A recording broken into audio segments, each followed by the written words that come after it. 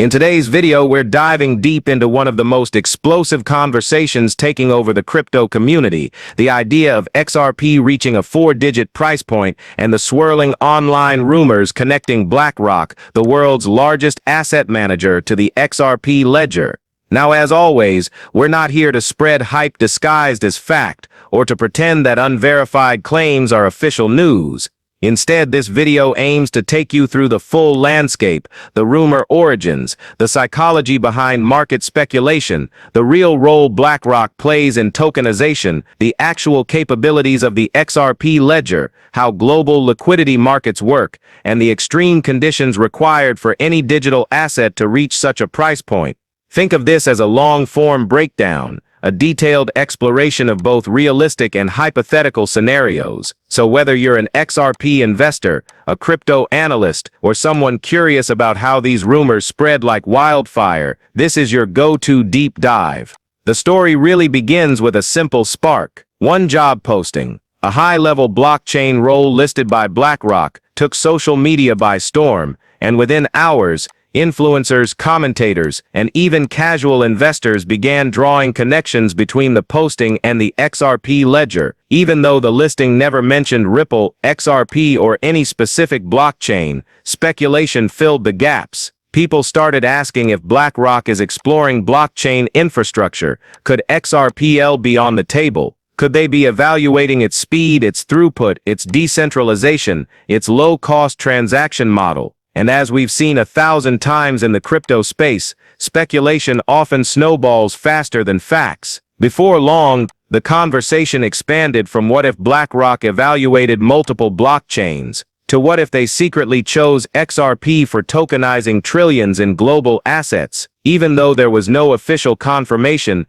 the idea took on a life of its own. But here's the fascinating part. The reason these theories catch fire isn't just because people want XRP to soar, it's because the XRP ledger is genuinely built for high-volume institutional-grade settlement. With its ability to process thousands of transactions per second, its reliability, and its 14-year operational history with no major network outages, XRP is one of the few blockchains that even could theoretically support large-scale tokenization and institutional settlement. And when the community talks about tokenization, real estate, stocks, government bonds, commodities, carbon credits, institutional portfolios, they're talking about markets measured not in billions, but in tens of trillions. So the speculation doesn't come from nowhere. It comes from a technological foundation that actually matches the scale people are imagining. This is where we transition to the big question: could tokenization of global assets actually push XRP to a price as high as $1,000?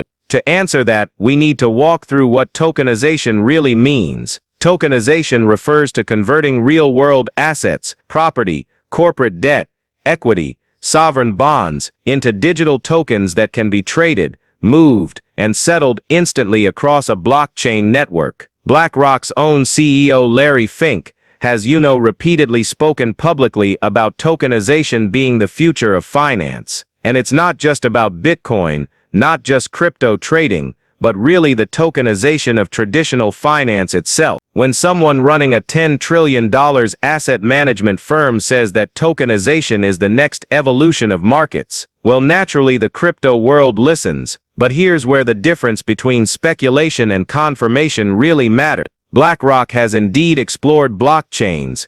They've analyzed Bitcoin, Ethereum, tokenized funds, and even partnered with Coinbase on institutional crypto products. That's all verifiable. What's not verifiable is whether they've ever directly pursued or tested the XRP ledger specifically for tokenizing trillions in assets. That part, honestly, remains entirely speculative. Still, the what if keeps people talking, and for good reason. If an institution of that scale were to use a high-speed settlement layer like XRPL, it would fundamentally change the liquidity demands for XRP. And yeah, that's where the price prediction theories really come from. Okay, so to really get a sense of whether something like $1,000 per XRP is even theoretically possible, we actually need to look at a few key things: market structure, liquidity efficiency, velocity of money, and of course the mechanics of institutional settlement. XRP isn't just a token,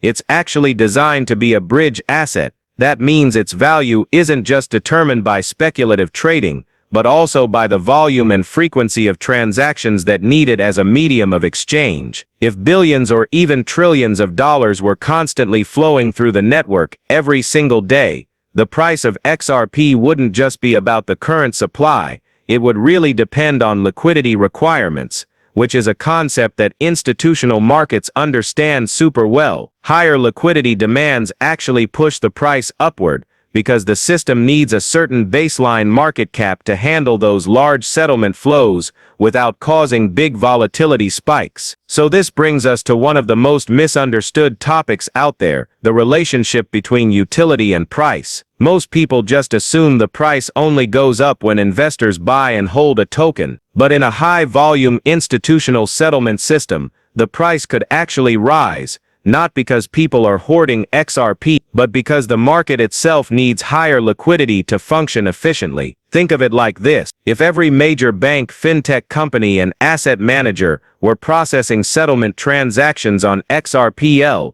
the amount of XRP needed to maintain smooth, stable liquidity would increase dramatically. This type of value is created by utility, not speculation. Now, does that mean XRP is guaranteed to reach $1,000? Absolutely not. But does it mean it's theoretically possible under extreme global adoption conditions? Yes. And that's why these conversations never disappear. They sit at the intersection of economics, technology, and hope. But we also need to address the psychology behind crypto narratives. Crypto markets run on emotion as much as on technology. When people see massive institutional names like BlackRock, Fidelity, JP Morgan, or Goldman Sachs exploring blockchain, they immediately connect dots. Even if no official bridge exists, humans are pattern seekers, and in a market as volatile and narrative-driven as crypto, speculation can spread faster than truth. And the truth is, for now, BlackRock's blockchain and tokenization efforts remain mostly focused on Bitcoin, Ethereum, and generalized blockchain research, not XRP specifically. Still, the idea of a non-Ethereum, high-speed chain being adopted by institutions remains a tantalizing possibility. So this brings us to an important reality check: regulatory clarity. No institutional giant is going to use a digital asset for core settlement without clear legal frameworks in place. XRP's regulatory battle with the SEC really shaped the narrative for years. With improved clarity over time, more institutions might begin to explore it. But, global adoption actually requires global regulatory alignment, and that's something that could take years. For XRP to reach extreme price levels, it would need not only US clarity, but also alignment across the EU, the UK, Singapore, Japan, the Middle East, and honestly, even beyond those regions. We should also talk a bit about tokenomics. XRP's supply is large, much larger than Bitcoin's, but supply alone doesn't limit price. What really matters is liquidity versus demand. Gold, for example, has an enormous above-ground supply, yet its value is high because demand is high and liquidity is globally recognized. The same principle applies here. If XRP became a global settlement asset with institutional liquidity pools in the hundreds of billions, price targets that sound unrealistic today could actually become plausible.